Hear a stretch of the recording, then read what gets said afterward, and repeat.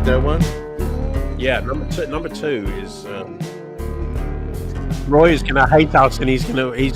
Oh my God, he is going to. He's gonna split this into two somehow. I don't know how. He's going to hunt us down and beat us around the head and shoulders. I think so. Yeah.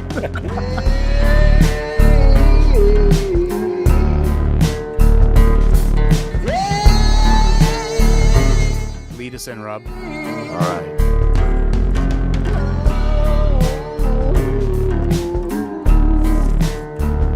Well, we'll start it off in 3, 2, and 1. Hello, Dramfacers. Well, we had to say goodbye to Cleon and Angus because they had some time commitments, although they'll come back right at the end. But in the meantime, we got some blinds to continue on. Chuck, you can either quiz Mike and me with the flight you sent us, or... So yeah, well, why don't we do that? Because you guys have the same flight minus one difference. You have three of the same, three identicals, and one of the fourth one is different for each of you. Oh, mixing it up. Okay. Mm-hmm. All right. That's kind of cool. So I will lead you into 3 of the 4 are single malts. One is not like the others. One of these things is not It's like, not like the others. All right. Are they single malt Scotch or just single malt? There's an American in there, I can tell. At least one. Yes. Yeah. Yep. There is 3 American. I'm sorry. Well, each of you has 3 Americans. There is 1 genuine Scotch. 1 out of the 4 or 1 out of the 3? 1 out of the 4 is an actual genuine Scotch. So notice the terms I'm using. Could be a blend. One will throw you for a loop, Mike, for sure. Yeah, I'm saying 2 and 3 are definitely not Scotch. What I'm getting on both of those is an inordinate amount of mint or menthol and stuff. Okay. And I will be completely honest, I do not like 2 and 3. They don't work with my palate. I'm going, yeah. And other things. Yeah. But maybe one of those is a weird Scotch, as you say, could throw me for a loop. So Right. you've got. So wait a minute, Mike. Yours are labeled 1, 2, 3, 4. Yeah. Yes. Yeah, I have yellow, green, red, and pink. In the He's same really order. trying to I confuse was us, going to isn't he? say. Yeah. Yeah. I just reused our bottles, Rob, and then Okay. I reused our bottles. Yeah. That's fine. All right, so the last bottle, which for me is 4, is okay. That's not the same as you've got, Rob. Correct. He's really trying to mess with our So heads. that's not the Because- pink for me. Yeah, correct. Right. Yep. Pink 4. I'm finding I like 1 and 4 the most. Okay. Yep. They're both very, very different. Yes, Yeah. I would agree with There's- that. Yeah. Rob, what's your 4 like? I've got lots of peat and vegetal peat. Yeah. In fact, I'm thinking 4 is like.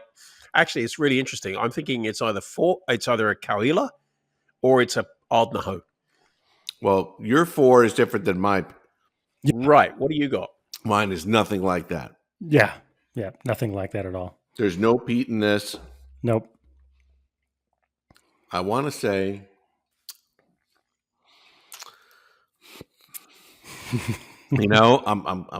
I'm stumped by this. It has some Scotch single malt aspects to it, but I'm not 100% sold that it's a Scotch single malt. Okay. I think one of the questions I wanted to ask you is do you like it?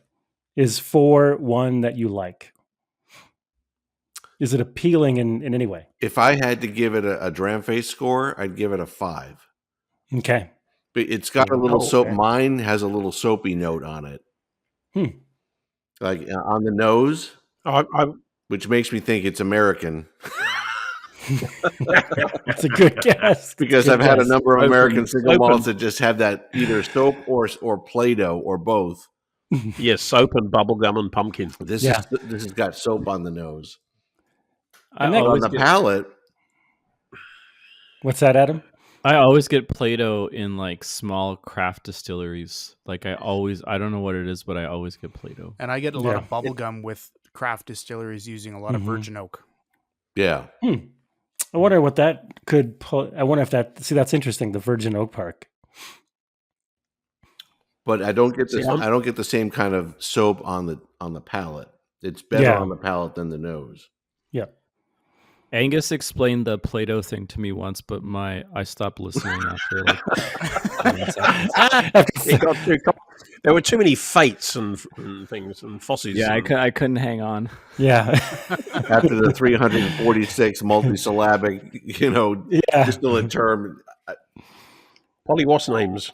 Okay. Yeah. So No, I have to say, from my 4, I'm liking this 4 a lot. I'm happy to hear you say that because I think you'll be surprised. I think Yeah. you'll really dig the story behind number 4, Mike. You're Only gonna reason tell I me didn't. this is something weird and world whiskey American type stuff that happens to be peated, and they've done a very good job of it. No, well, I mean, you're onto it, but it'll still throw you for a loop. Rob, I didn't send it to you because you've already had it. I didn't want to do a repeat. There we go. Okay, so do you want to know? What do you want to know? Do you want to go back to number 1? What do you think of number 1? Number 1 is nice. Okay. Or my yellow. Yeah. Yep. Who I would This- love to this- hear. This tastes. Who- This smells like Scotch single malt. Okay. It's a very low. It's a low ABV. Yeah. It could be a blend. I don't have any blends. I'll give you that. They're all single malts. Okay. Yeah. All right. Well, one of them is not a single malt, but it is a single grain, if you will, in the Scottish Got it. parlance. But I would love to see you guys try and guess number 1. You won't guess number 2. That's fine. Nor 3 or 4 necessarily. But number 1, I think you both have a good shot at guessing. Well, that puts pressure on, doesn't it? I was going to say.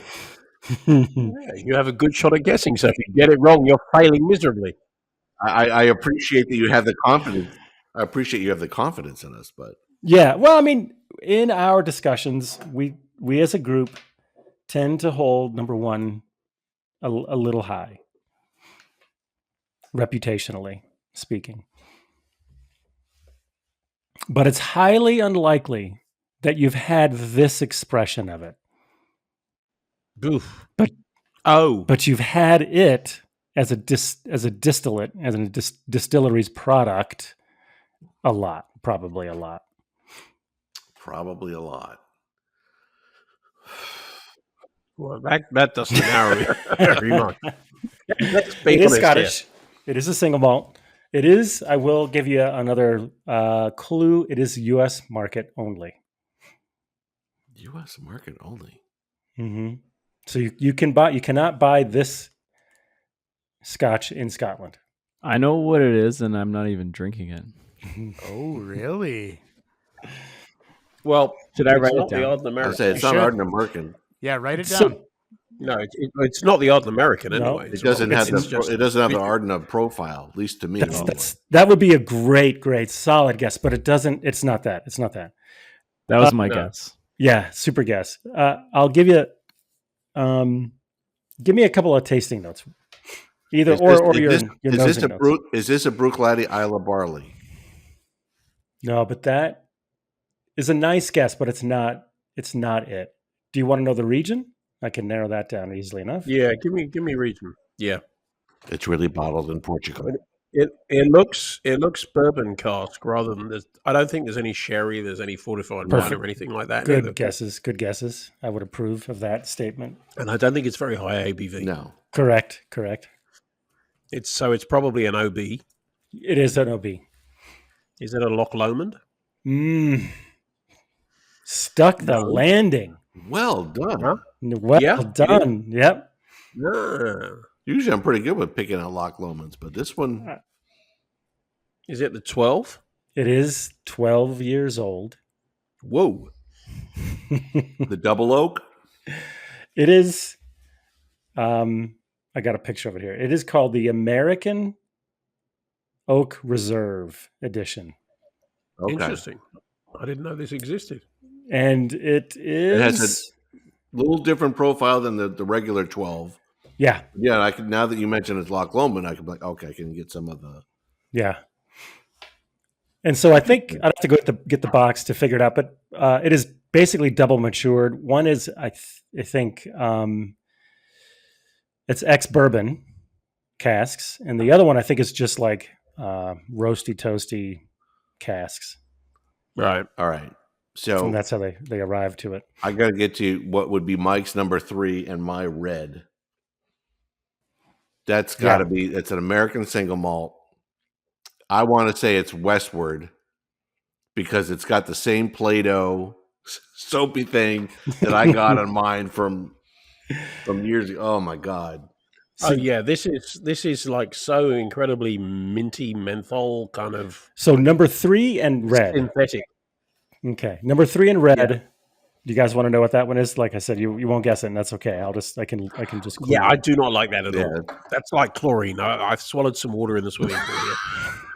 Sorry, I'm sorry, but that's just not nice. That's like That's- pine. It's like pine needles and Play-Doh.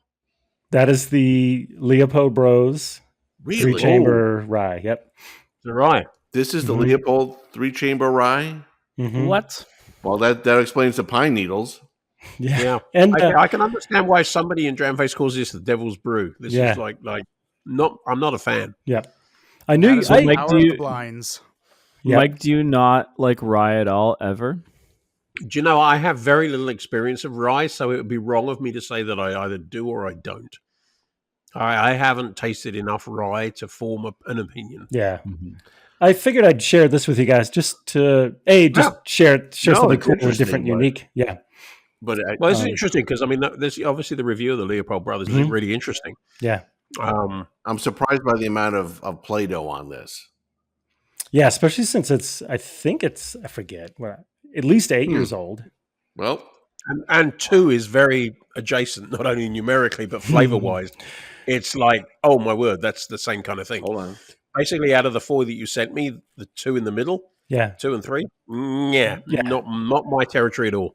Yeah, I was hoping to hear what you would say about the number 2 as well. This one doesn't Okay. bother me so much. I mean, unlike Mike, who looks like he's repulsed by it.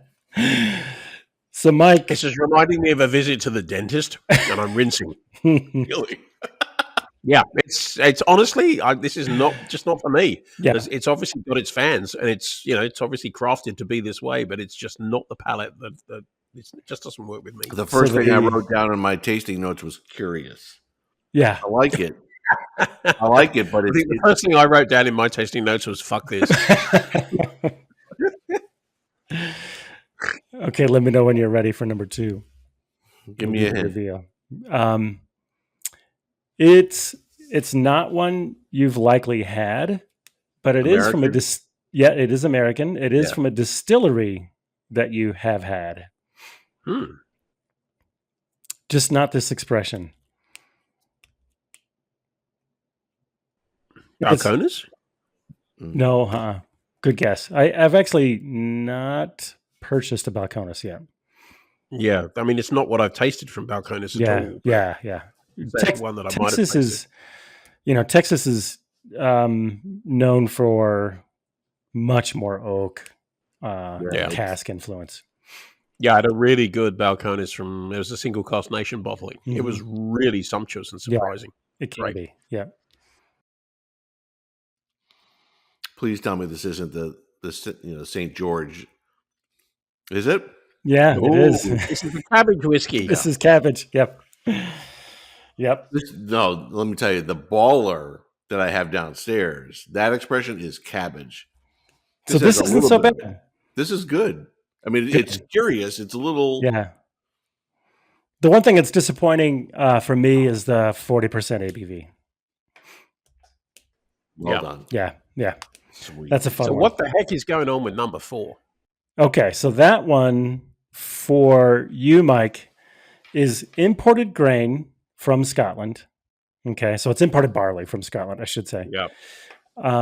It is peated from Isla peat. Oh. Okay, that makes sense. Mm-hmm. It I mean, is. I get a lot of Coahuila notes on this. It is distilled, matured, and bottled in Colorado. Really? Oh. So It is. Let me see if I can get an age for you. The ABV is 50%. It is charred new oak matured. Stranahan's? No, but yeah, reasonable guess.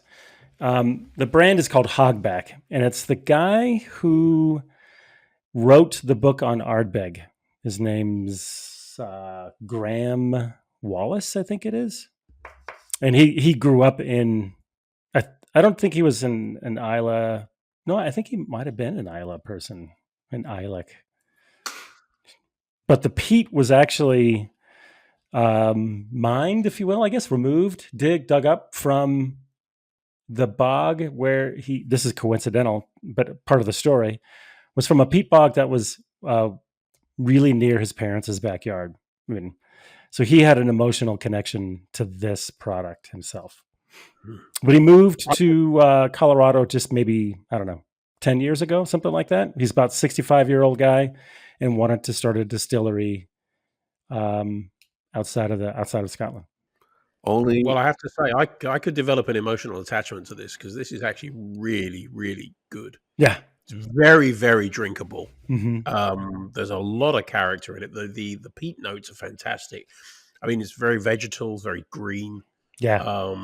It's actually a really good dram. Right. Which is really surprising given how young it is, how it's aged. What is the age? It's probably 2 years old, something like that. Whoa. It's great. 3 It's years old, fantastic. maybe? And I endorse a 65-year-old dude in Colorado setting up a distillery. Yeah. Only us whiskey nerds. As a 62-year-old dude. Only us whiskey nerds can be emotionally attached to vegetal peat. Yeah. Yeah, dirt, basically. Yep. And Rob, yours number 4 will throw you for a loop. You could guess this one. It is American single malt. If you're up for it. I'm trying to place it. And for the love of God, I can't. So just pull the Band-Aid off. Westland. Standard OB. The Westland? Seriously? Mm-hmm. Yeah. Which I thought was funny because you had sent me the same thing just a couple weeks ago. So we've been swapping Westlands. Because the Westland that I had was the one reviewed on Dramface last year, which was awful. It was Play-Doh 24/7. It wouldn't stop. I kept going back to it, hoping it would open up. Yeah. Maybe it clearly was my bottle, but this is nothing like what I had previously. You know, I wonder how much Westland is improving over time, each sort of annual batch or something. Because the first time I had the Westland Standard OB, I was also summarily not impressed originally, but that could have been me. I was, much younger along in the whiskey journey, whereas this one I bought just the other week and have actually cottoned on to pretty well. Nice. Mm-hmm. Very nice. I appreciate that. Thank you. Yeah. Yeah. All right. Before we get to Adam and Stuart and their stuff, and the last bits of listening to see if Stuart can identify what's been given to him, for Chuck and Mike, the drams that I've given you, starting with red, green, purple, and blue. So, any particular comments about which was your favorite, which was your least favorite? So what I'm doing is actually comparing yours side by side. So 1 and red compared to each other, and 2 and green compared to each other. So I can sort of make my way through all 8 of these. But the red one I put as malty, salty, a little bit of background sulfur, and maybe evocative of a Craigellachie. It had a little bit of sour notes to it and some vegetal notes to it. But overall, I like it because I like Craigellachie. And the thing that comes to mind is that sort of worm tub, sulfury, cordite flavor that came through both on the nose and the palate for me. Interesting. That's the red? That's the red. Yeah, I'm getting some of those same notes as well. The red I actually really quite like. It's quite subtle. Yeah. It's got character, but it's not punching you over in the face with the ABV. I suspect it's a relatively low ABV. It's in the 40s. Yep. but it is good. This is one of my I don't- surprise, really good whiskeys of the year. Right. It's I don't get peat or anything like that, but I get a lot of character. I get a lot of nuance. Yeah. Nice nose. I'm going to jump to 4, which I think has got some grain. The in blue? Yes. It. Yeah. hmm Yeah. And it's got a lot of color too. Yeah, it's the darkest of all of them, Yep. but I get grain. I get that kind of slightly menthol note that goes with grain. hmm Don't know what it is. Maybe an Invergordon or something like that. Do you like it, or is it putrid, or is it something else? It's certainly not putrid. It is a little too minty for me. Gotcha. A little too chemical. It's one of the issues I have with grain whiskey. A lot of pure grain whiskeys. They got to be really freaking old to mellow that out for me. But I mean, they add so much to a good blend. And so when you're saying grain, you're thinking grain in the Scottish sense, which could mean Yes. Yeah. unmalted barley. It could mean corn. It could mean rye. It could mean column stilled malted barley, right? Right. So in which context are you saying do you get that mentholic flavor? Is it when it's columns distilled, or is it when it's an alternate grain? To be honest, I don't know, but it's something that I associate more with grain than I do with malted barley. Malted barley, you'll occasionally get some of that menthol note. There are some distilleries where you might get that.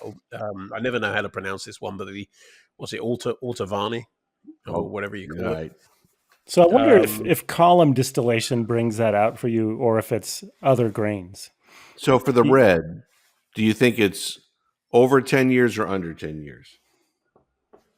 Good question. I would say over, but just. That's because I think I have an idea of what it is, but Okay. And do you think it's a would whiskey say- from Scotland or a world whiskey? I would say Scotland, and I would also say ex-bourbon, fully matured. All right. I would agree with that. Oh, yeah. Yeah, basically, I'll go along with what Chuck said. All right. I'm going to give you the specs. It's first fill bourbon, sherry, and STR casks. Really? Yep. 46% ABV. Okay, that makes sense. It is. Yeah. It is. Yep. It is from Scotland. Okay. This is the Lochlea Our Barley. Interesting. I almost bought that the other day. I haven't tasted any Lochlea. That's actually pretty good. Yeah. This has been my surprise whiskey of this year. Does anybody know if they use a worm tub? I don't think so. I don't think they That's do. interesting. So I wonder where that That's- sulfury cordite, maybe the sherry casks? Probably. I think that's my favorite of these 4. All right. Moving to the green. I think I'd heard some people say that, this was a favorite, or at least was something that. Yeah. You know, This is good. this was good for me too. Why don't you go ahead, Mike? I want to hear what you have to say. Hold on, I want to add some more to this. I need to. So, first question I'll be is, sweet. what do you think the ABV is? Mm. Under 50 or over? Over. Yeah. I noticed a lot of bubbles that hung around as soon as I poured it. Mm-hmm. I think it's 48 or 49. Okay. Age, under or over 10 years? These are fun questions. Maybe under 10, but not by much. Yeah, I would agree. 8 or 9. And do you think it's a Scotch or a world whiskey? Scotch. Well, I'm going to go world whiskey just for the hell of it. What you are drinking is a Glen Scotia. Mm. Wow. You're kidding me. Which one? This is the seasonal release from 2021. Cast strength at 54.7 ABV. The Oloroso? Wow. Heavily charred and Oloroso casks. Yeah, that's a fucking brilliant whiskey. Mhm. I love that whiskey. Yeah, That's nice. And Yeah. that's weird that I did not recognize that. I know. So I drank that one. I'm like, I don't necessarily always get Glen Scotia out of it. Of course, I poured it out of the bottle. I know what it is, but So That's so interesting. That's what Yeah. happens with blind tastings. yeah. Yeah. I had also a little dirty, funkier than your number 2, Michael. Flashes of sweetness sort of countered by a little bit of sour, fruity and juicy, perfumey, and lots of bubbles. Yep. But the funky part came through for me quite a bit. I do like that bottle. No, you see, you were making notes. I was chatting with the other guys. All right, 2 more. So about Glen Scotia, though, I think Stuart did a tasting recently with Springbank, Campbelltown tasting, and I was shocked that you put the Glen Scotia ahead of Springbank, or was it I think you put the you put the Glen Scotia 15 ahead of Springbank 15. That's right. Yeah, I did. That's a shocker for me because I love Springbank 15. Springbank 15 is good. I think the Glen Scotia 15 very good for the price. It's like $30-$40 cheaper than Springbank, and I think it's delicious. I think it's more balanced. I think the Springbank 15's kind of got a lot of like weird hooks and jagged kind of out there pieces to it. But if you wanted just like a really good drink, the Glen Scotia 15 will hit a home run all day. Yeah, I agree with that. Absolutely. Yep. Yeah, the Springbank 15 might hit like a grand slam once in a while, but it might hit some shorter runs, kind of depending on which batch you get. Yeah, Glen Scotia 15, super reliable, super good value. I mean, Glen Scotia as a whole is a really solid distillery. Oh my God. What they've done with that distillery has just been tremendous. Yeah. All right. Chuck, Mike, I got 2 more. So you're purple. Yeah, so that one is a little. I learned a word today listening to a podcast about tasting notes from Virginia Distillery Company. It was an interview from Single Cask Nation, and the word you learned was crappy. No, no, it was angular as a way to describe, like when we were talking about whiskeys that have, like you were just saying, Stuart, like this, the Springbank hooks that stick out, and versus the Glen Scotia that's sort of a little more well blended and a little more rounder and balanced. That's what I got from your purple dram. I could see that. It was angular, I could say, malty, punchy, funky, higher ABV. And I would say very cask driven. Okay. Yeah, I think you're doing very well. So ABV 50 or above or 50 below? I think slightly above 50 to mid 50s. All right. The age of the whiskey, you think it's 10 years above or 10 years below? Whew. Under 10. What do you think, Mike? I think it's a really easy drinker. Mm-hmm. I think it's deceptive. I think I suspect this might be over 10, and it's retained some of the feistiness of the ABV because of the high ABV. Yeah. Yep. Yeah. Do you think this is a Scotch, single malt, or a world whiskey? Scotch. I'm leaning Scotch. What you are drinking? Yeah. Is the Milk and Honey from Israel. Apex. You see, that's a whiskey that always gets in the mix and screws things Is that up. the pomegranate? So good. This is the pomegranate wine product. That's so good. So good. It's 3 years old. Yeah. Those guys are doing such extraordinary stuff. I've got a Jewish friend here in New York who does incredible tastings, and he often slips in a Milk and Honey among a whole bunch of scotches. Mm-hmm. And so many of us get it wrong. We think it's a scotch. Yeah.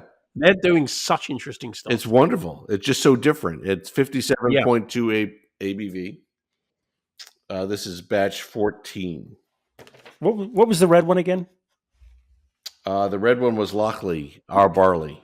That's right. Very interesting selection, Rob. I win buckshot. Just to keep everyone on their toes. And the last one is your blue.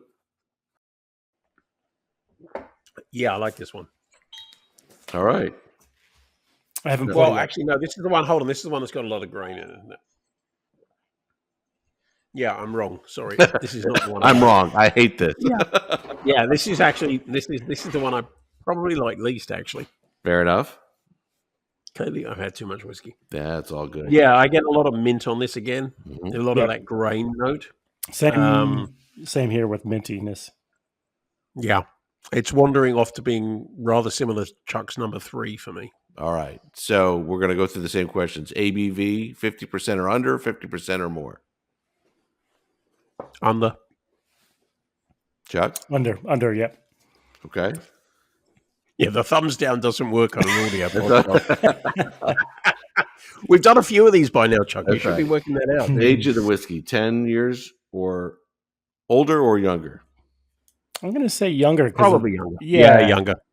That mentholated, and maybe it is grain, maybe it is column distilled. It'll be curious to find out what that is, but I get that menthol youth.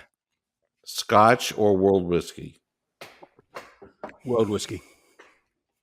I'm going to go, I'm thinking this is Scotch. Yeah. Go Scotch. Go Scotch. You got to go Scotch. Either way. Yep. Gentlemen, what have you been drinking? This is the Dickel. The Dickel. The Dickel. I don't want any Dickel in my mouth. I didn't enjoy that. We came in lube. We got Dickel. This is the George Dickel Column Still collaboration blend with Leopold Brothers. That's good. Yeah. I mean, another Leopold Brothers. Yep. Another win for rye for me. That's pretty good. Yeah, this is the blend of 2 straight rye whiskeys. Mm-hmm. Sweet. Adam, I think you'd really like Really interesting. I bet I would. Yeah, I think you'd like that, Adam. So I love how different this is. You see, Adam's going to love this because you're into the rye thing. Yeah. I lean away from it. It just doesn't do it for me. It's just a different. It's a different drink, right? Like it's not the same thing. Yeah. It's almost So it's intended for interesting. different purposes. Well, what's That's kinda interesting why- is, this Dickel Leopold Brothers collaboration is very different than what Chuck gave me for that, the Leopold 25th Brothers anniversary. Yep. Right. Interesting. Very interesting. All right. So All right, guys. what I also find, and this may be our clue, Mike, is so the George Dickel will be column distilled, Yep. but it's injected with 3-chamber rye from Leopold Brothers. So you get 2 polar opposites of the distillation spectrum production style, and one is going to be a little bit on the thin side. It's going to have like a really probably very narrow cuts, and then with the Leopold Brothers, you've got something that's very viscous, or at least advertised to be. That's the style of a 3-chamber, and it's got a lot of flavor. So you're getting like a 100-year-old whiskey style in this bottle. So Chuck, the 3-chamber that you sent to Mike and Rob, was that the pure 3-chamber? Or was that the mix with the Maryland rye as well? That was the Maryland blend 25th anniversary. Yep. Yeah. Interesting. Yeah. So I would encourage you both to spend a little bit of time on that rye and get familiar with it. If you want some more, I'll send it. But Well, I appreciate it. yeah. Yeah. Because I'll tell you, when I bought the Dickel Leopold Brothers collaboration, the viscous nature of the distillate was I really enjoy it. And having something that's a rye is something that I've enjoyed in the past. The one that you've given me before, which I was like, it's pine needles and soap. Yeah. This one doesn't have the soap on it, at least to me anyway. But, Yeah. Give it some more time. I was going to say I'll give it some more time. Yeah. So, All right. So Stuart and Adam. Stuart, you've got a flight that was given to you by Adam. You've had some time to parse through it. And that time has not aided me, let me tell you. So I gave Stuart kind of a difficult tasting situation here because 3 samples, 1, 2, 3, going from 1 to 2 to 3, each step has more than a 10% increase in ABV. So by the time he gets to number 3, he probably can't taste number 1 anymore. this is maybe fortuitous that I'm kind of bringing up the tail end here, because the first sip I took at number 3 about 10 minutes into this podcast, I was like, oh, we're here to party. So my palate has come back. We're a little bit better. I will say everything is tasting rather spicy tonight, so it's probably my palate's very sensitive tonight to ABV. So number 3 is real punchy. Yeah, number 3 is a big one. Yeah, but yeah, so that was kind of by design. Sorry, Stuart. I love being a guinea pig. To make it difficult for you, but I do think that you'll be able to get. I thought you should be able to get 2 out of 3. The third one you probably is a bit like, for me when I taste it, it's totally crazy to me. But anyway, they're all Scotch. Nice. So I'll give you that, and I'll do the same thing you did with me, where you have 3 clues. You get a point for each, and then the bonus points, obviously, for guessing what it is. The first clue is one of them is an 8-year-old, one of them is a 12-year-old, and one of them is a 19-year-old. Pick the oldest one, the 19-year-old. The second clue is one of them was finished in virgin oak. Finished in virgin oak. Yes. Not just matured, but finished. No, it was actually matured in. It doesn't say if it was refill or first fill bourbon, but it was matured in bourbon and then finished in virgin oak. And the third question is pick the blend. Well, all over the place. All right. Yeah. So, I mean, the first question, sorry, the 8, 12, 19, which is the oldest? I'd say number 3 is north of 60%, maybe 62, I think. Oh my goodness. I think that's got to be the 8-year-old. Kind of just disappears fairly quick. Number 1, I think, is the 12-year-old, and I think it's the lowest ABV. I think it's that 40-43. I think number 2 is the 19-year-old, probably at, I don't know, 50, 48, 52, somewhere there. So did I get the oldest one right? Can I just say, before we actually work out whether he got it right, I'm deeply impressed by his level of confidence. He's had a while to taste them, so. Yes, you're correct, Stuart. Number 2 is the oldest one, the 19-year-old. Yeah, the length of finish, like, honestly, number 1, I just want to keep drinking as an evening drink. It's kind of like having a beer next to you on the sofa. Mm-hmm. Number 2, I haven't had to refill the glass yet. I'm enjoying my time with it. It's got a really long, nice, delicate finish. I haven't had to fill that one up. Number 3 is just like, I'm going to kick your teeth in. So that one's here to party. But yeah, I number 2, I'm just taking my time with it. I'm savoring it. It's lovely. So, which is, I guess, the 19-year-old. Second question, which one is the virgin oak? I'm going to go with number 3. It's got some oak bite. Adam's giving me the eyebrows. Did I not guess that one right? You did. Oh. You're correct on that one. Okay. 2 points for Stuart. Well done. And that would leave number 1 as the blend, which now if I'm going into bonus round, I have no. Did I get the ages right? Number 3 is the 8-year-old. Yes. Number 3 is an 8-year-old at 66%. 66. And it was finished in virgin oak. Yes. I really want to know what that bottle is. Yeah. It's very punchy. It is. It kind of sucks all the moisture out of you. I know. I keep drinking water on the side. Yeah, just to get it back. Yeah. It actually reminded me a lot of the Canadian single malts that are coming out as single cask or like small batch that are 58 to 64%, because we don't have access to casks up here that are cheap enough. It's actually cheaper to buy a virgin oak cask than it is to buy an ex-bourbon cask or a sherry cask.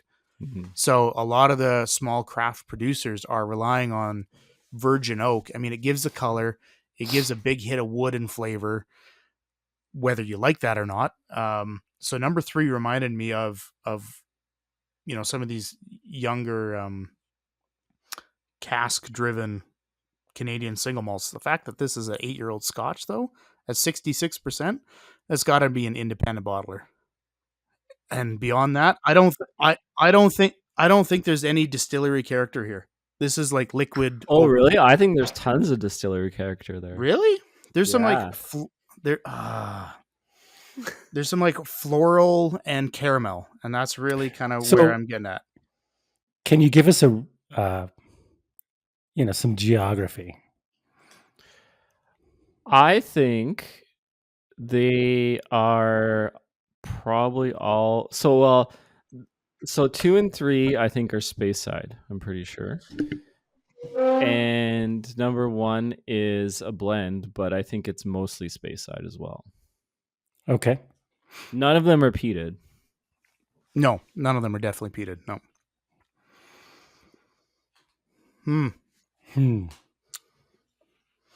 It was interesting.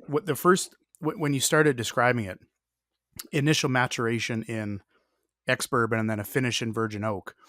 Deanston has their virgin oak release. Their core range is 46.3. It's good. I've recently had their cask strength version of that, and I think it was 56%, 58. That was lovely. Yeah, but this is 66. That's not an OB, so it's not. I'm gonna stick with Deanston just for the fun of it, or like a Balmanic or something like that. You're guessing number 3 first? Yeah. Do you want me to do the reveal? Sure. Do the reveal. I'm lost. It's SMWS. Oh. Called the Sweet Kiss of Leather Splinters. That's what it's called. And oh my gosh. Okay, what's a leather splinter? I don't know. I have no idea. These titles are crazy. It's a Tormore. It's a 8-year-old Tormore. Huh. That's interesting. They're big on this sweet kiss thing. There was a sweet kiss of complexity that I'm sure. I think that was the Tormore. same. Actually, you know what, Mike? I think that was the same one as this. This is the Canadian version. It was called something different. It was like the Sweet Kiss of Leather Splinters. And then the American one was called the Sweet Kiss of Complexity for some reason. Okay. That was a good. I like that. I think you sent me that one, Mike. So did I? I thought like this because the only other Tormore I've had was that 20-year-old sample you gave me, Stuart. And I thought this reminded me so much of that. It just the drying, like that. It definitely is drying. I feel like I don't know if anyone else has that sort of opinion of Tormore, but the two that I've had are both like that. That's interesting. I've only ever had, I guess now that's my second Tormore. So I got the 20-year-old sitting up there that you're referencing there, Adam. It's great. That's from a refill sherry hoggy, but it's the color of ex-bourbon. And I actually have a 1988, I think it's 27-year-old Tormore sitting over here too. I haven't. Is that a Golden McPhail? No, it's a golden cask. I was going to say, I have a 27-year-old Tormore kicking around as well. Ah, interesting. No, this is golden cask. I think they're out of the Netherlands, I think. Yeah. Yeah. I'm waiting to crack that one. That's a birth year bottle. Nice. Okay, so yeah, not a lot of experience with Tormore. Number 1, the blend, not a hot clue. I don't think I've had number 1 before. Maybe you haven't. Maybe you haven't. If that's the 12-year-old, which I think it was by process of elimination. It is 12 years old, yes. Yeah, I'm not really is it 43%? It's 40. Or 40. It's 40. Oh. I don't think I've had it. Shall I do the reveal? Is okay. I would wager that there's very little to any grain in this. Is it blended malt? No, there's grain in there. Ooh, interesting. I'm not picking up any of the grain jaggies that usually happens. I get like kind of almost like a lactic thing on that one, on this one. Like not like verging on the edge of baby sick, but not quite. Maybe that's not lactic. Yeah. Maybe Angus would say like that's butyric or something like that. He would say I think that's what he would say. Yep. You've correctly picked that one up. Yep. Dying to know what this is. So what do you got? Should I, He's reaching. you want me he's to? looking. You want me to tell you what number 1 is? It's the Yeah. Johnny Walker Black. Oh, No, it is not. It is. wow! That's Oh my God. so awesome. That's fantastic. That's brilliant. Yeah, sweet. This has went downhill since the last time I had it. How long's that bottle been open? Not long. My wife's been drinking it. Yeah. Johnny Walker. That's a Johnny Walker Black. Yeah, I think I got it. I think I bought it about 2 months ago, maybe Yeah. something like that. Well, I've definitely had Johnny Walker Black before. Yeah. Nice. Nice. But there is absolutely no peat smoke or anything on it. No, There is no smoke. Wow. It is I mean, just fully neutered from what I remember it to be. I think the regular it's the double black or the whatever one that has peat. Double black. I don't think the normal Johnny Walker Black has peated has any peat in it. I think it could be does. wrong. I think no, I think that is the double idea. black- Is that red does not, black does, but double black has yet more still. Well, That's red is correct. like There's whiskey from about 40 different distilleries in there. So Yeah, you've yeah. got to have some peat. I mean, there's everything in there. There's Brora, there's God knows what. yeah. So Stuart, number 2 was the one that I thought you would have no chance in guessing. really, So I am loving it. Whatever it is. it's definitely the best one. Yeah. And it is so light in color. That's pale. Mhm, It's for a a- 19-year-old. Oh, don't show it. Don't go yet. Although I saw the neck of the bottle, it looks like an SMW. Yeah, it is an SMWS. It's a full maturation first fill bourbon. Oh, that's light for 19 years. Ooh. I thought this one had like Now, I'm pretty sure I could cheat because if you've ordered it and I've shipped it, yeah, you probably shipped probably it to have me. a record of it. So I'm not going to open up my email. I was just going to say, it's in your spreadsheet somewhere. It's I thought it tasted it's like very viscous, maybe a bit Mhm. of coconut. I don't know if you're getting any coconut. And there's like almost like It does- like a fondant icing or something, some sort of Oh, wow. you know, Yeah. And it does have that like typical SMWS mouth drying aspect as well Mhm. that I usually get on their younger stuff. I don't think I've had a 19 of an SMWS, but whatever they do, they usually have mouth drying. Like I get cotton balls in my mouth after too long, but when I first opened it and it was a little brash and off gassing a little bit, I thought it was an old Benromic. Like I thought it was like a 19-year-old Benromic. You know, the peat is really subsided, but after these being open for an hour, I don't think so anymore. Mhm. I think this has got to be. There's like a certain element that reminds me of like Anok, but I don't think it's an Anok. I don't know what it is. It smells cool, if that makes sense. You know, when you stick your head in like Yeah. a cooling gel, it smells like cold. You know, it's not like a sherry where it smells warm and inviting. This is like you're stepping into some like cooling gel or A535 in a good way. In a good way. You've now got me thinking antifreeze. Yeah. Yeah, I'm gonna go with Anok. It's just got that light floral, a little bit of coconut, but that SMWS drying on the side is my tongue for sure. Oh, where did I put it? I lost a bottle. It's oh, there it is. It's a I realized now suddenly that I've never actually said this distillery name before, so Oh, I think it's Glentalkers. yeah. Yeah.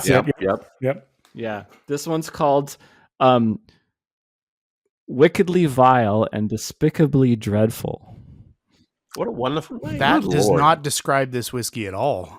And the notes are like, you will not like this whiskey. It is not painfully exquisite and drenched in old-style Highland waxiness. I'm not sure about the waxiness. I would love to be described as wickedly vile. Yeah. Maybe you have. Do you think it's waxy, Adam? No, I don't. I don't think it's waxy. It's not even. There's not even a hint of wax. SMWS tasting notes are just off the chart. Like, Yeah. there's- Sometimes they I get think, close. I think they're mostly high when they do those. yeah, sometimes they're probably close. Other times they're like looking up the synonyms way too hard in the dictionary. are. Yeah. Well done. Well done. Interesting. Love Glen Talkers. Some great stuff comes out. 3 points for Stuart. Well done, Stuart. I don't know well about done. Good man. Good man. All right, Mike. The flight that you've given Chuck and me. Yeah, now I have very consciously done that in order. So 1 through 5 in order. What do you think of number 1? The first thing I thought of was Springbank 10. Really? The first thing I thought of was old shoes. Old shoes. That's a really good tasting note. Now, are these running shoes or just old leather shoes? Old leather shoes, yep. Old leather shoes. Is that a good note for you? Because that would be a very good note for me. I think, it was followed immediately after with fruity, juicy, sweet notes. That's So- a good description. Yeah. I had this sort of like really polarized dichotomous experience where it was like old, musty, leathery shoes and then fruit juice at the same time. Mm. And it was really, I liked it. And there was a tiny bit of peat. It was bright. I got a little bit of bubble gum. But I came back to musty quite a bit. Nice. So, Rob, does that align with the sort of notes you were getting? Yes. No. I mean, Chuck, I appreciate all that stuff. I just, for whatever reason, I've got like that briny dunnage. Yeah, dunnage came to mind once. And I think that's that musty. Right. I'll old go with the shoe. musty on it. Yep. So, would the musty and old shoe thing potentially be described under the word funk? Yes. Well, in which case, that would align with Rob's statement about it being a Springbank 10. And it is. This is I'm impressed. This is a Springbank 10 from 2023. Wow. Thank you, ladies and gentlemen. Good night. I'm out. Yeah, that's how I felt when I got the Loch Lomond 12 right. So, yeah. I have a So secret. that's a Springbank 10. Something about a blind squirrel catching a nut every now and then. So Yep. It's Yeah. it's delicious. It's not a bad whiskey. It has That's to be lovely. said. Yeah. So that's how we're starting off. You know, We're starting with On the Springbank palate, 10. yeah, on the palate you get much more peat and that sort of like dirty, oily. Yep. Yeah. Mm. Yeah. So it can only be downhill from here. See, number 2 has more of a funk to it than number 1 does. Oh, you think? I That's interesting. like a little bit of a lactic, not quite lactic, but there's something about a funk here. When I wrote this down, Where do you think the ABV is on number 2? Because obviously the Springbank 10, that's a 46% ABV. Where do you think number 2 is? I want to say north of 50. Yeah. Chuck, what do you think on ABV? Probably 46 again. Mm. Oh, that's interesting. Are you guys getting some of those, any of that funk, or were you in a different territory? Were you more fruity? No. Were you- I got a funk funky. going. Yeah, I got funky, juicy. I put gotta be a Springbank. But I had light. It's light oak vanilla, sort of vanillins. Wait a minute. Well, you say it's got to be a Springbank. You think I'm going to give you 2 Springbanks in one of these flights? I think that Mike's going to give you 5 Springbanks. No joke. I would say this is also. Well, so my first guess was actually an IB Glen Scotia. So I was close, That's but fair. off. Mm-hmm. I think that could also be used for this number 2 as well. Right. What do you think, Rob? You bringing some sanity to this? Because Chuck's clearly... I'm not bringing sanity to anything. I appreciate you the confidence in me, but what I'm getting out of this is either a Glen Scotia, The only time I've had a hazel burn was a long time ago, and I'm trying to remember what that, but I don't think it's a hazel burn. That did come to mind. Do me a favor, Mike. What region are we talking about here? Well, I'm interested that you're both very fixated on Campbelltown. I was going to say, because I'm thinking for whatever reason this isn't a Campbelltown, but it keeps coming to my head. I don't know. Well, that's why. reasonable because it is actually a Campbelltown. Yeah, Okay. it's got those notes to it for sure. What are we drinking? You're drinking a Springbank 10 from the early 2000s. Wow. So we went from 2023 to an indeterminate year at the beginning of the 21st century. That is Springbank 10 fantastic. again. Which of the two do you prefer? Wow. Do you have a The preference? second one. It has more of a funk. It has more. There's more fruit in it. There's more of a funk. I like this one better. You guys are getting a VIP tasting right now. I know, this is amazing. I am not complaining. And Mike is in his element. Perfect. I And can- Mike's probably saying to himself, "You gave me a freaking George Dickel rye. What the hell?" It's fun. All right, let's go to number 3. I'm just happy I actually kind of guessed it.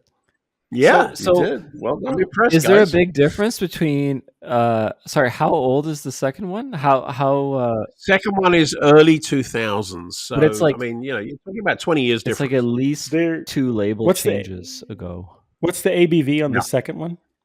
46%. They're both 46%. Well done, Chuck. Hey, nailed it. Yeah. So, Yeah. to answer your question, Rob, the newer one has more.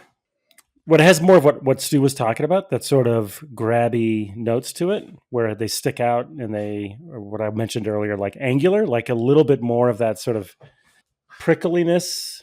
Mhm. And the older one feels a little bit more well-rounded, Mhm. but it has very similar flavor characteristics. Oh yeah, but Yeah. the body of the second one is just, to me anyway, that much more substantial. When you know that they're both Springbank and they're both 10, I mean, it makes sense. They are Yeah. clearly related. Right. Yeah. Yeah, when you know. So Definitely. All right, Adam. I tasted a 80s Ardbeg 10 alongside a current Ardbeg 10, and they weren't even close to being the same thing. Like it was like How so? You're in what way? so like the 80s Ardbeg 10 I think it was 40%, and it was obviously had some sherry casks, and it was kind of very round, and like just it could have been just like a blend of something. And the current Ardbeg 10 was just like a hot laser beam compared to the Oh, really? the old one, right? Like it was just like I actually like the tasting was split, in my whiskey club with like 20 or 30 people, and it was 50-50 on who preferred one or the other, but I actually preferred the newer one, I think. Nice. Yeah, the newer one's much more spiky, almost more aggressive. Yeah, Mhm. that's fair. All right, number 3. And this is very definitely not a Springbank 10. You just It'd be fun ruined to do Adam's 5 thought. different Like you were going to Springbank get. 10. Now we're gonna see It's how not good good. Mike's poker face is. This is most It's definitely not not a good. Springbank 10. Okay, if it's a Yeah, I know. Springbank 10, we know we don't want It to would play be- poker against you. And would Adam's be standing fun like, to "Oh do. no, you've got 4 different Springbank 10s in front of It you." would be fun to do 5 different Springbank 10s, actually. Yeah. That'd So be an interesting case. I put it was sweetened, vegetal, young, spirity, dirty, and funky. Those are good notes. I would like to meet that whiskey. Yeah, this has more of a character than number 1. Still has a little bit of a funk. Not more of a character than number 2. Is that what you're implying? Yeah, to me anyway. Number 2, I think, has like the more of the body, the more. Yeah. This one not quite up to number 2 standards for that purpose. But I think it's higher ABV than both of the first two. Mm-hmm. I'd go What with do you that. think? What do you think about ABV, Rob? I'd say above 50. Above 50. Or at 50, maybe. Yeah, 50 or above. It's 55.9. Wow. Okay. It's lovely. You know, the notes that Chuck said, I don't want to be the vegetal, but there's a little bit of fruit in there. Earthy. There's a little bit of a funk. But you feel the heft of the ABV, and it's got a viscosity to it, Yeah. which I like. Also, doesn't feel like it's heavily sherried. It's much more like ex-bourbon. Yeah, I believe, I don't know for sure, but I believe it is mostly bourbon with some sherry. Yeah. I can see that. This is not a Highland Park 12. No. That is correct. That is correct. There are no Vikings involved in the making of this whiskey. Well, that's actually hard to promise. Well, that's true. Fair enough. None that I know of. What age do you think it is, actually? I would say, I don't know.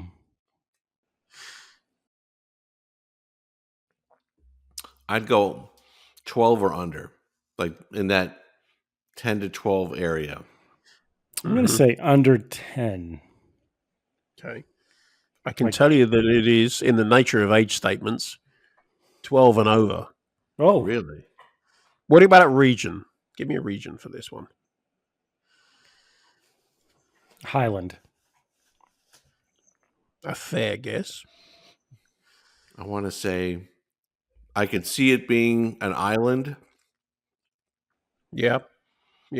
That's my I guess. can see that too, but it's actually a Campbelltown. Oh, There we go. Another Springbank 10. Springbank 10. No, it's got to be a Kilkerran. Springbank 10? Well, you're almost right. It's a Springbank cast strength 12. From 2021, ABV of 55.9. I told you he's going all Springbank. Maybe. I love it. Wow. He's asking me about the region. I'm like, if I go Campbelltown again, You were set up either way. Games. You were set Yeah. up either way. Yeah, exactly. It's all about mind games. you know what's? It's funny. It doesn't taste dramatically different than the first two. Right. It's interesting. I mean, you know that there's a higher ABV there. but I still like the number 2 better than the 3. Right. And now I have to say my favorite cast strength 12 is the 2020 release, which is have heavily sherried, 56.1. That I think is a spectacular whiskey. It's glorious. But this is good. I mean, I like this one too. But Yeah, no, all that's right, good. We're on number 4. So number 4 is going to be a Kilkerran 12. And you're going to say, "Oh, this is definitely a Speyside." Like Coming off the back of a cast strength. Yeah. yeah. This has got some legs to it. So Yeah, I really like this whiskey, I have to say. I'm going to be honest. I I am- like all of them. I only send you whiskeys I like. So I've got an opinion about this, but Rob, I want to hear what you got to say first. this doesn't suck. Huh? Said this doesn't suck. Yeah, but this is different than the first 3. Do you think so? Rob? Would you say it's from a different distillery? Do you have the script to this, Adam? Because you are just like you should go out and buy a lottery ticket tonight.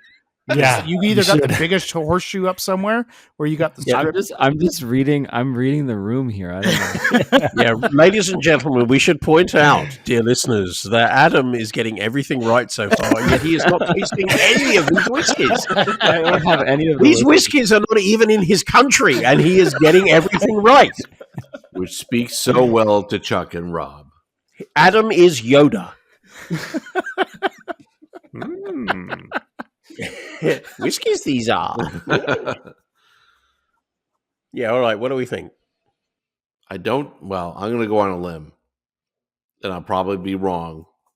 But I don't think this is a Springbank. Adam's laughing right now. He's like, of course it is, you idiot. There's a theme.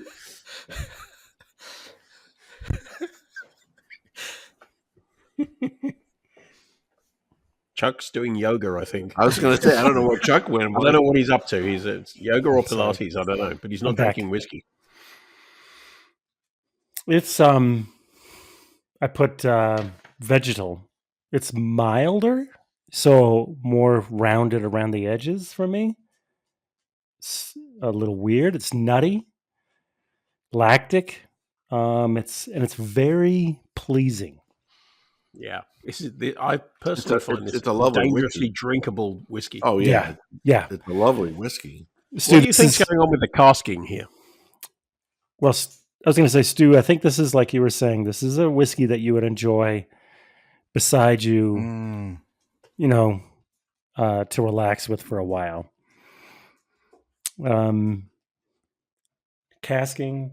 Just for the record, Stuart said that about Johnny Walker Black. I did.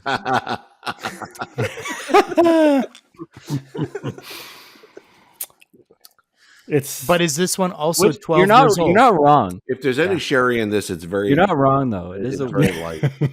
So is this one also 12 years old, like the Johnny Walker Black? Mike's got the eyeballs. He's got the eyeballs.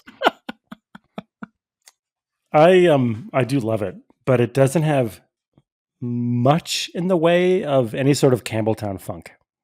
Which is why I was saying I don't know if it's a Springbank, but I can, now that I'm smelling it more and more and more, and seeing Adam just, laughing out of his skin. I know maybe it is a nothing. Springbank. I don't know. Well, look, you're saying what it hasn't got. What notes are you picking up? Well, lactic and nutty were the two sort of ones that stick out to me. Nutty, apple skins. That's a good one. Apple skins. Oh. Yeah, that's a good one. That actually makes a lot of sense. What do you think the ABV is? 52 in that area. Mm-hmm. Chuck? Let me try one more here. Really good. I think 52 is a good guess. Yeah. It's actually 50 bang on. Okay. So is it just Bruichladdich, Isla Barley kind of thing? No. Nope. Damn it. All right. Are we still in Campbelltown? No, you're not in Campbelltown anymore. Thank you. But it is. I feel better now. I feel better. Everything I'm giving you tonight is definitely West Coast. So I could. Or Westish. West-ish. Yeah, I don't know. If you say Jura. Oh, good Lord. I will not say Jura other than in the sense that it is not Jura. No, but I can give you a massive freaking clue, which is, I would say, part of the finishing. Yeah, this started in bourbon casks and then ended in Pour Noir casks. It's Ardnamurchan. Yep. It's the Ardnamurchan 10. Really? Oh, wow. Which has already been tasted this evening in Australia. Yep. That's good. Yeah, this is the Ardnamurchan 10, which I think that's interesting. I don't get any of the Ardnamurchan, at least for me, that same salinity. salinity and yep. Yeah. I think that's what's really interesting about the 10. I think this is an incredibly good and nuanced and subtle dram. It's I think the salinity is there, but it's really much more in the background than conventionally we would expect. Yeah. And the Lord Noir cask, I think, is a part of that.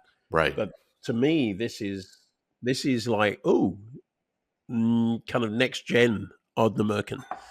Yeah. I was thinking, like, is the 10-year-old the breakover point where you go from what we're familiar with Ardnamurchan to what it ultimately will become when they're producing whiskeys older than 10 years old. Yeah. Yeah. That's the thing we can only wonder at this point. That's exactly what I was thinking, Chuck, too. Yeah. Yep. Do you like it? I do. Yeah. Yeah. I think it is wonderfully drinkable. Yeah. Somebody I was drinking this with recently just said it's like being by a warm fire. outside with a blanket. It's That's a not a good way to put roaring it. fire. It's a subtly glowing embers, and it's just really comforting, and it embraces you. Yeah. Kind of a combination between silk and velvet. It's just- Absolutely. It's lovely. yeah. So this Ardnamurchan turning 10 business has got me thinking about. I think my prediction is I think we're going to see the return of the age statement as being a big thing with newer distilleries coming of age. And for a while, when whiskey was in high demand, and NAS, like new distilleries and no age statement things were popular, but now that whiskey's in less demand and the newer distilleries are coming of age, I think we're going to see a big age statement on everything. I think you're right. I've also noticed a lot of bourbons coming out with higher age statements lately too. Like something that bourbon is not necessarily even really known for, but 10 years old, 8 years old, this is becoming a little bit common this year. Yeah, that's true. Yeah. But And I think we're going to see a lot of lower age statements. But I think distilleries like Ardnamurchan, not only Ardnamurchan, but others, they've done a lot to change people's perspective on what young whiskey can be. Certainly that's the case with me, and I think a bunch of other people as well. And so I think there was a time way back when a lot of distilleries would produce young whiskey and it would have the age on it. I actually have a Glen Scotia from it was bottled in the 70s. Has a 5-year-old age statement on it. I mean, the conventional wisdom in more recent times has been you don't drink 5-year-old whiskeys. They have to be 10-year-old and above, which is gone. You might drink it, but you don't label it. Yeah, you fancy it up in some way, do an Ardbeg, and it's a non-age statement, but it's make it interesting in some way. Mm-hmm. But I think we're actually going to see 5, 6, 7-year-old whiskeys that are legit, credible, and that people lean towards because we're seeing a shift in what those whiskeys actually are in people's mindsets. well, look at the Ardnahoe. What's that? 5 years old. Yeah, That's glorious. really good from what I've example. understood. Yep. And so who are our younger distilleries? We got Lochlea. Would you consider Aaron young There's at this a lot. point? Or do you? No, Glasgow. Aaron was Glasgow, like yeah. late 90s, 96 they opened. Right. Is that right? I Dornoch. think you're right. Dornoch, yeah. Dornoch. So you're thinking that Lochlea. maybe, Lochlea is the one that comes to mind. Do you think they'll start age stating their stuff soon? Well, we don't know, do we? I mean, it's interesting when you see a distillery like Ardnamurchan do so incredibly well, have so many touch points with consumers by collaborating with doing exclusive bottlings, working with other IBs and Adelphi bringing it out. You see a lot of young whiskies coming out and for the most part being well received.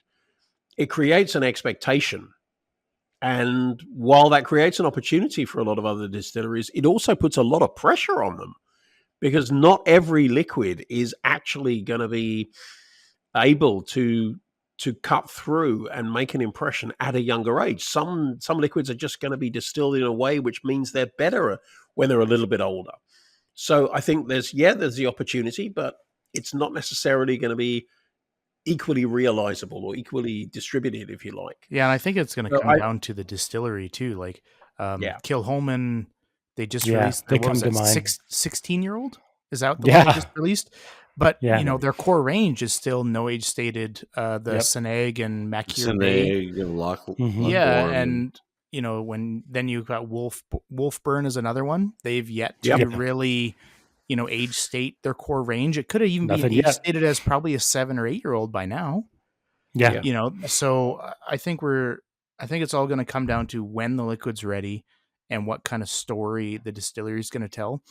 Example, Glenmorangie just renamed from 10 to 12. The 10 to 12 entry level.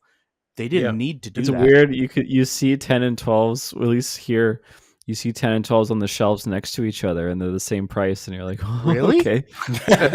No, I don't think we've got the 12. Neon is doing interesting stuff too. But I think the important thing is that each of the distilleries has to lean into what actually works for their spirit rather than succumbing to the temptation to chase the money. Because, I mean, let's face it, it's a shit business that means you can't actually even sell your product until it's been sitting around for 3 years doing nothing. At least. And then nobody buys it at 3 years. Right. So, well, and it's not tough. even that. it's more like what stocks they have. Yeah. Right. If Yeah, you got yeah. limited stocks, your hands are even tied further for longer. Right.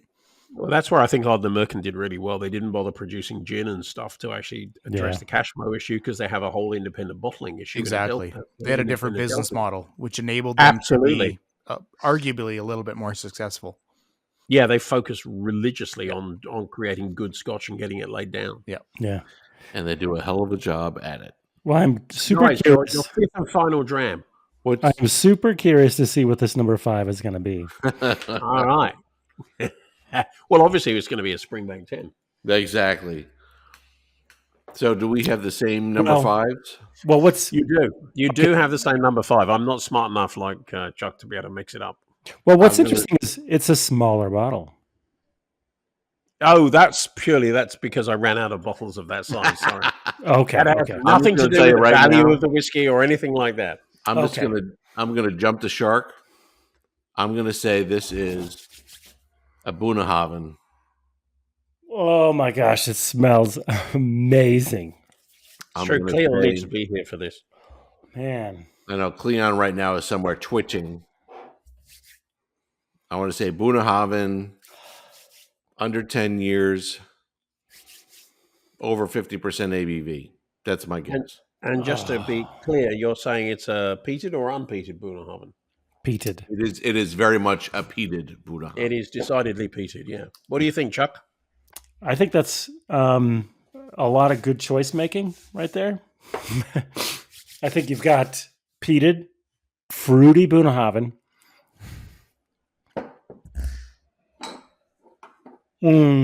That's really good. It is really good. But that's not much of a descriptor. So you're both leaning into Isla? Yes. I'm Actually, just, Highland. I just may melt. So There's- let me get this straight. Are we in Isla or not? Well, which distillery do you think? You're both saying I'm Bunna. thinking Bunnahabhain. Right. Yeah, I am too. It's interesting. I get more Coela notes, but it's neither. Really? No, it's not Isla. Did you hear that? It's not It's Isla. not Isla. Ooh. Really? Do you think it could be Campbelltown? It Springbank. doesn't smell. It No. doesn't smell funky. Adam's celebrating. Because I should be honest, it isn't. You guys, I wish It is not Isla. It is not Campbelltown. Oh, okay. But it's peated. Adam and Stu. I just wish That's I could like- share this with you So- right now. What Ardmore, about- Benromic, Talisker. Ben Riak? It's Ben Romicky for sure. It's got that Actually, sort I'm of. actually lying. It is Isla. Oh, You, It's just Lord not Bunna. God. It's not Bunna. not Bunna. Yeah. Is it okay? So, well, Stuart, let's guide them through yeah, this. let's It's Yeah, Adam's Isla. going to get this because he hasn't got any of it. He's definitely going to get it. It's not Bunnahabhain. So it doesn't smell like an Ardbeg to me. But Not then at all. again, I mean, it's kind of got that sort of. Does it have like a Band-Aid TCP or something? like I said, it's on. To me, it doesn't smell like Ardbeg or Lafroig with that iodine type of note. Iodine. Is it a dry smelling smoke or a wet, earthy smelling smoke? Wet, earthy. Yeah. I get quite a lot of vegetal notes. Oh on my it. gosh, it's Green and vegetal. amazing. It's amazing. But there's a lot of really this will good be the ash. first. Maybe this will be the first Bamor that I actually enjoy. Yeah. I'm hoping It's so. got for me. It's Could got be. a lot of peppermint and white and black pepper to it. I mean, you guys are the thing- describing Lagavulin to me. Yeah. The thing I think about this is it makes me want to lick an ashtray in a really very good way. Is there any citrus? Yeah, there's a lot of. I get fruity citrus, not necessarily like an orange or lemon or lime, but like strawberry. Oh, really? That's interesting. What's the ABV? North of 50, south of 50. It North of is 50? exactly Exactly. 50%. Oh, Okay. did you give them It the? makes me think Kilhoman, but I Did don't. you give them the smell Kilhoman. Kirkland Isla? It's it's definitely straight- not that. It's definitely not that.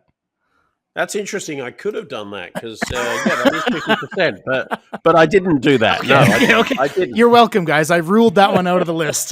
Yeah, there you go. That's smart. If you write it 50%, I think of Kilhoman, but it just doesn't smell like Kilhoman distillate to me. Yeah. All right. Okay, Rob, you asked earlier what was a surprising whiskey this year. One of the most surprising things I had was, I don't know if it's actually surprising because my expectations were not formed because it was new. Ardnahoe But my 5. surprise was just how good the This is Ardnahoe Ardnahoe. inaugural release was. And that's what you're drinking. Nice. The inaugural release, 5-year-old Ardnahoe, Wow. 50% ABV, which I think is astonishingly good. Yeah. And what It an is incredible absolutely start. astonishingly good. Yeah, Just a that's good. phenomenal start for any distillery. Is the first thing they put out in the market. It's fucking incredible. I That love is, I think, an Ardnahoe, aka IB Bunnahaven, Peter Bunnahaven. it. That's not a bad comparison. Yeah, Yeah. It definitely has the Bunnahaven type of notes to it. That's wonderful. 5 years old. Stuart, Yeah. have you? you know, Yeah. I think It makes me think a lot of Yes, dear. really good Kauila. Has that hit Alberta, I personally Stuart? get a lot of the green and vegetal notes Yeah, before you it then has. get the ashy note on the finish. I think that youthful vegetal and the menthol note are, and instead of like what we talked about earlier with the St. George and some other stuff where it's like it sticks out like a sore thumb, this blends really well. Yeah. And it's additive versus subtractive to the experience. Yeah, I think this is an incredibly well integrated whiskey. Yeah, You know, this is Stuart excellent. and Adam, have you had an Ardnahoe yet? No, it just came to market really in the last couple months. It's Yeah. on the edge of too much to pay for a distiller you haven't tried yet. It's like, I think 120, 125. Don't worry about it. Don't worry about it.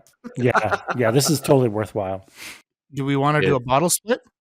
Yeah, after these reactions, I think we need to get these bottles, Stuart. guys, I have a number of bottles of this stuff. Because I imported them from the UK. Sure. I thought, fucking, I don't want to wait. I do not regret that for a moment. If you can get your hands on this stuff, do it. It's not in the States yet, but it's going to be soon. It really is nice. It's really good stuff. Yeah, it's super good. I think it's I don't know. There's two Ardners in the world right now, Ardnamurchan and Ardnahoe, and obviously the age difference is there. One's several years behind the other, 5 years. But both of those whiskies, that's what excites me about the new stuff coming through. Just these two alone, it's really, really good stuff. Just delicious. These guys just had a tasting that some people would pay a lot of money for. In Toronto? Springbank. No, you two. Springbank 10. Yeah. Current. Springbank 10 from the early 2000s. Springbank 12, cast strength. Yeah. Fourth one was Ardnamurchan 10. Ardnamurchan 10. And then we have the Ardnahoe. And then they got to the Ardnahoe and they were like, whoa, this is good. Thank you, Mike. Hey, it's fun. This is That's much tremendous. fun. Yep. Thank you. All right. But that says a lot about the Ardnahoe release. It does. It does. It does. It's wonderful. I deliberately put the Ardnamurchan and the Ardnahoe there alongside the Springbank because I think, based on what we've seen so far, and admittedly we have seen very little from Ardnahoe. I mean, there was the inaugural release, the Infinite Loch is out, and they've just, I think yesterday or today, released this first society bottling for Ardnahoe Society members. So that's it, 3 bottles. But based on what I've seen so far from both those distilleries, I mean, I don't want to say they rank alongside Springbank, but they're bloody good. Oh my goodness, it's wonderful. Yeah, it's arguably on par with the experience of having the Springbank 10s. Right. I mean, that's the 12. Yeah, that's it. Yep. That's kind of why I put them there. That was my feeling. Yep. So Now, interestingly, it does. I think the Ardnahoe eclipses the Ardnamurchan 10-year-old. Well, it's interesting because the Ardnamurchan 10 is a much more, I think, restrained and graceful Yep. whiskey. It's a very, very graceful whiskey. Yep. And I think those Blanc Noir casks Well have a lot said. to do with that. It's different in many ways. I mean, I've heard Gordon talk about this. It's interesting. I've got so much Ardnamurchan, it's ridiculous, and a lot of it is very different from the 10. But Yeah. the 10 makes me think, oh, this is something coming into its stride and defining a different kind of character, a more mature character, a more refined character. Yep. I don't know what we're going to see next. We'll have to see. But it's extraordinary. I would place Well, I the think- Ardnahoe right at the top of my favorite tonight. That's Yeah. what I was Really? wonderful. It's Are good. we I like it. entering it? Are we entering into a golden age of whiskey? Yeah, I think Yeah. without a doubt. You know, it's interesting because we just heard that Waterford, bit the dust. We've heard some rumblings about other distilleries having to cut back, Yeah. but at Think- the same time, we have things like Ardnahoe and Ardnamurchan and Glasgow who have just beyond expectations wowed everyone who has tasted their distillate. So I think you have a little bit of, Give and take. a little give and take, yin and yang.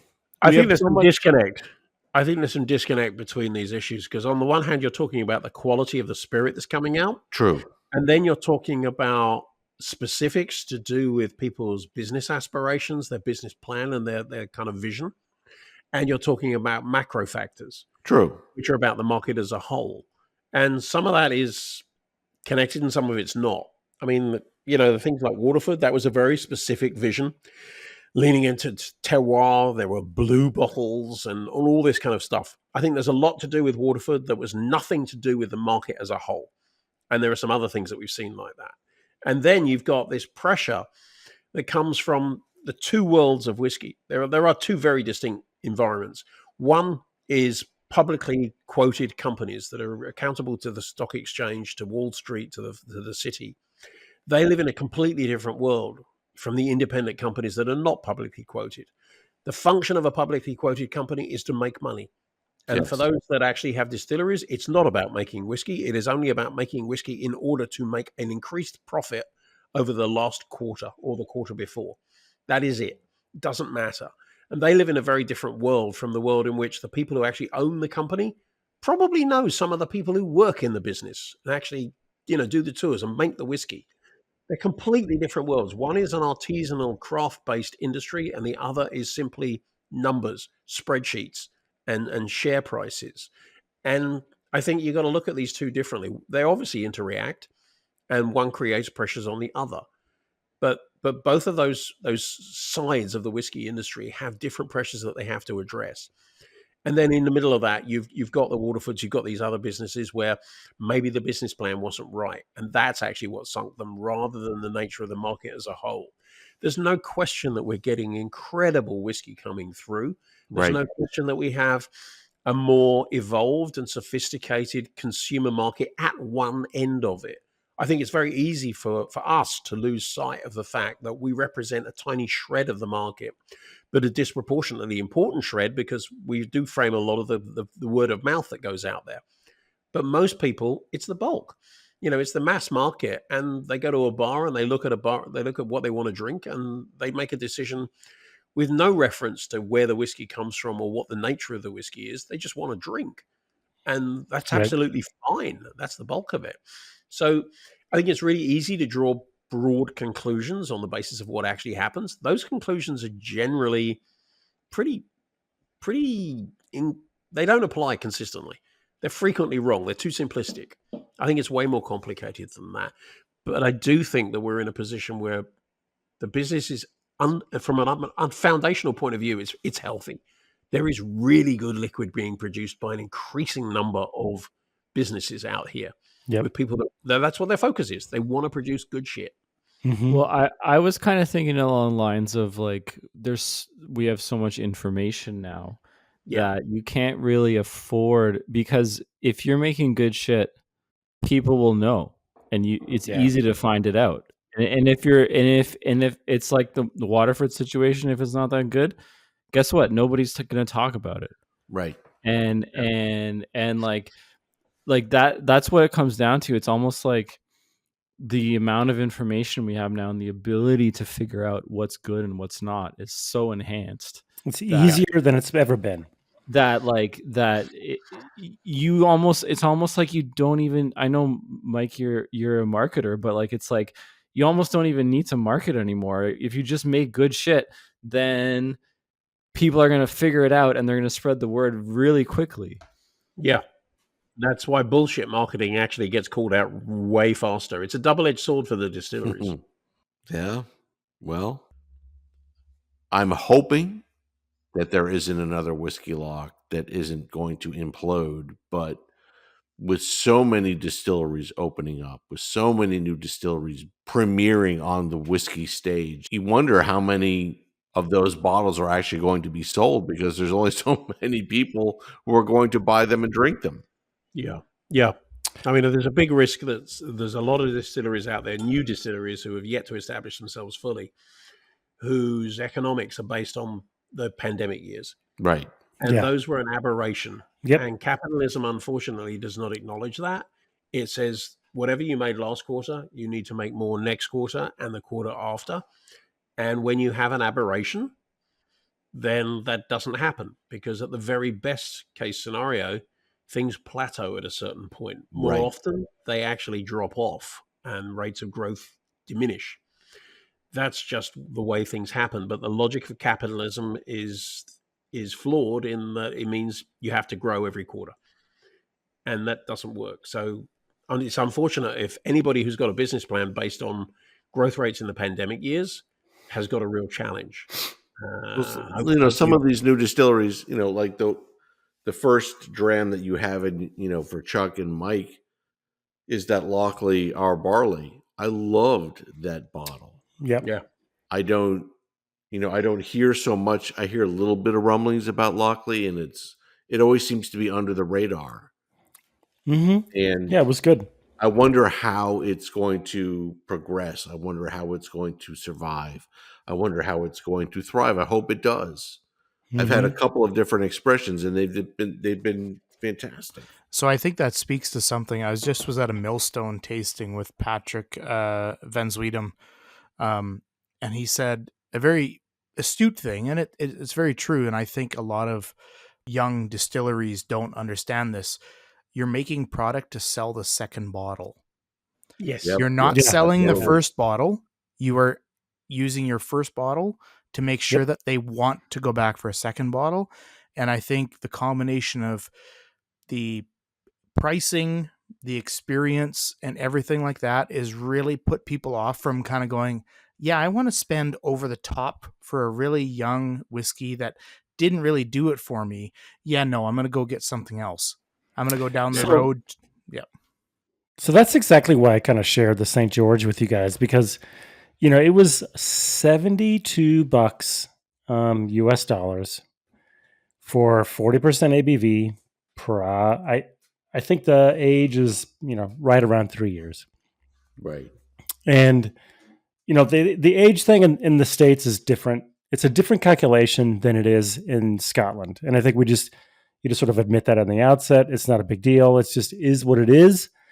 There'll be no 10-year-old Texas American single malts. It'll all be evaporated by the time it hits 10 years old. So, it all is a relative discussion when it comes to age. But, when you're talking $100 bottle for something that's 3 years old or 4 or 5 years old, you have to be cognizant of what you're selling to the public. And and they can make the comparison. It's $100 bottle. I can get quite a bit of 10-year, 12-year, 13-year, and up to a point, not much more than that, but right around that, Scotch that's really excellent for the same price that you might get, their stuff from California. And I think that's why I wanted to share, because A, it's an American single malt, B, because it's indicative of what they're doing in California.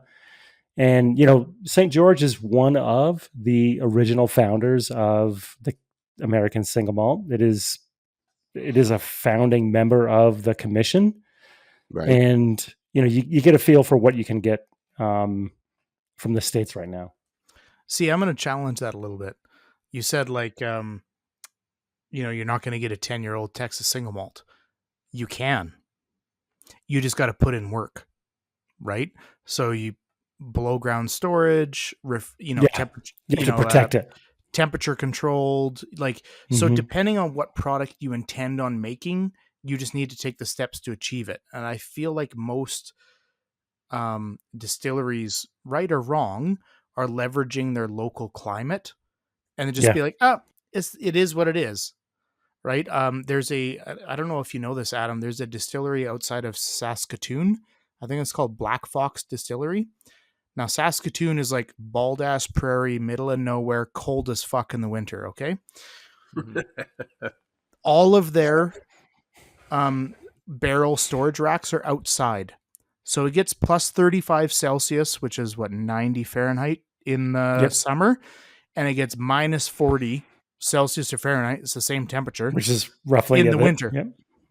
Right. I'm just using that as an example. So, but like Texas is the other example. It's like 3 or 4 years, it's over oaked. Right. Well, if you design your spirit and you design your product line in such a way to achieve a certain flavor profile or age goal that coincides with the flavor profile, then you got to take steps to do it. And I feel like that's just a lever that a lot of people aren't willing to pull because they're just trying to underground. sell.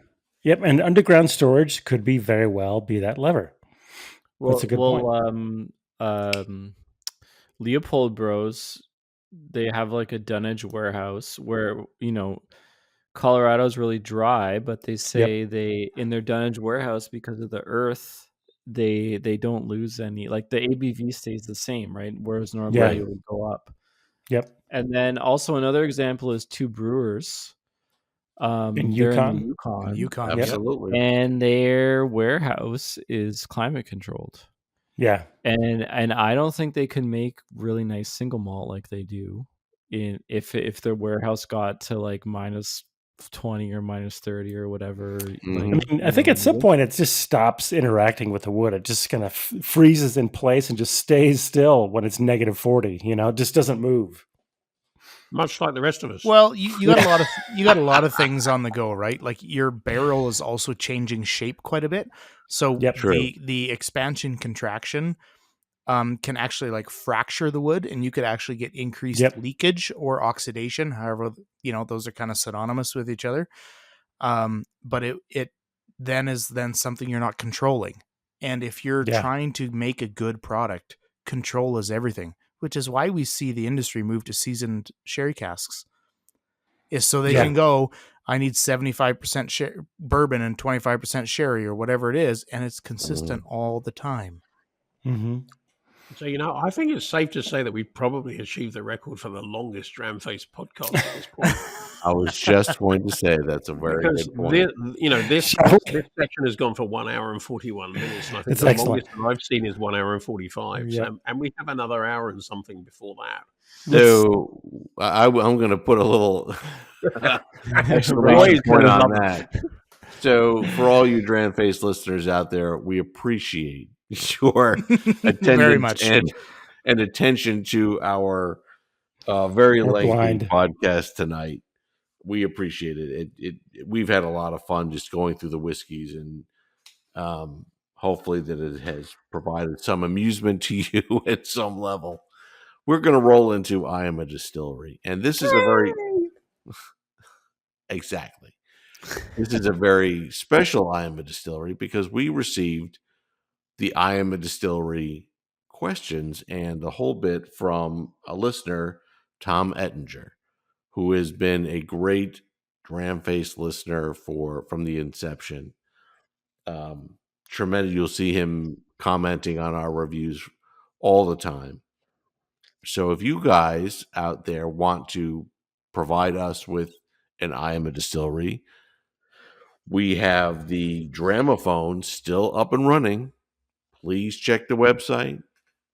Let us know what you want to do. We're happy to contribute. We're happy to use your thoughts and suggestions. And right now we're going to roll into The I Am a Distillery. Actually, Rob, we should actually say people should make it clear whether they want their suggested I Am a Distillery directed to the Dramface Colonials or the Dramface, Ooh, I don't know, old god original team. Ooh. Just in I like case. it. Well, you never know. People from America might want to do that. Or Australia. Originals. Yeah. Well, I can tell you that Tom directed it directly to the Colonials. Okay. There you And go. hopefully he is the first among many to do I hope- exactly that. I hope to meet him next week in person. Oh, very nice. Wow. Yep. So do we have mail coming in for the Colonials? Is that what you're telling us, Rob? I have mail coming in for the Colonials. Oh, Very we nice. made it big time, guys. We got an email. Yay. Only one. An But that'll email. do. All right. So buckle up, gentlemen. Here we go. Roll on one. We go, as you all know, the I Am a Distillery goes from 10 different questions from the most vague to the most specific. You shoot your shot when you get the chance to, when you believe that you have the answer. Bunnahaven. Springbank. And we're going to go from now. So, What we got? first one, I Am a Distillery. Bob's your uncle. Actually, that's dodgy. That's if you know the origin of that. That's slightly weird. Second, I am located at 45 degrees north latitude. Oh, for God's sake. Oh, That's very far south Yep. That's for a distillery. probably not Scotland. Not Canada either. Number not Canada. 3, I am named after one of my co-founders. As is every distillery. Number 4, my head blender got his start studying microbiology and molecular genetics in college. What was the And last you're- question? Not that one, but the one before it. I am named after one of my co-founders. Okay. All right. Next one. This year celebrates the 20th anniversary of my founding. Mike. Mike is certainly he is out of his very element. rapidly on this. Yep, Mike is out of his element. Yeah. So, Rob, this may come down to you and I. It may be, Yep. but I can't say anything because I already know what it is. The next one, number 6 you on got the this, list. Chuck. Okay. The concept of establishing this distillery originated as the result of a barn fire. Oh, yeah, I don't know about that. A what? A bonfire? Barn, B-A-R-N. You guys are just chomping at the bit. Oh yeah. Next one. I say, Tom, we're going seriously obscure clues here. Well, Next I think they're one. just contextual to this. They sound like they're contextual to the states. Probably. I am the first legal distillery established in my state. Oh, Oh, I was about ready to just Balcones. dive in. I put in my guess. What's that? I put in Balcones. That's my All guess. right. So that's interesting because 45 degrees is a little bit north of me. I was gonna say 45 degrees is like Oregon, right? Well, I appreciate that Adam shot his shot. yeah. I like it. We like it when other people are wrong. The next I'm gonna. one, Okay, I think I'm ready. hold on. Oh, Chuck's going to vote. Number 8. We've So gone 1, here- 2, 3, 4, 5, 6, 7, 8. Now number 8. El Dorado natural spring water is used throughout every stage of my distilling process. Delbach. Okay, well, this is just super easy. Delbach. Chuck knows. Oh, Chuck. Stewart says Yeah. Del Bach. Boulder Spirits. Oh, Chuck you're says Boulder totally. Spirit. I forgot about that. I mean, El Dorado was like right behind Boulder, the city. Number 9. One of my special release bottles was recently named as the top ranked American single malt in the 2024 Beverage Tasting Institute judging. High West? Mike shoots his shot. I don't think so either. But I don't know Everyone very has shot many. his shot so far. Yeah, Well done, gentlemen. I don't drink this stuff, so I'm thinking I'll just say a name that I know. You did tonight. And here it is. Number 10. Stuart's got to shoot his shot. No, I did. Come on, Stuart. I said Delbach. You said Delbach. Oh, okay. There you go. Number 10, and the answer? I am Stranahan's. I mentioned Nobody. Whoa.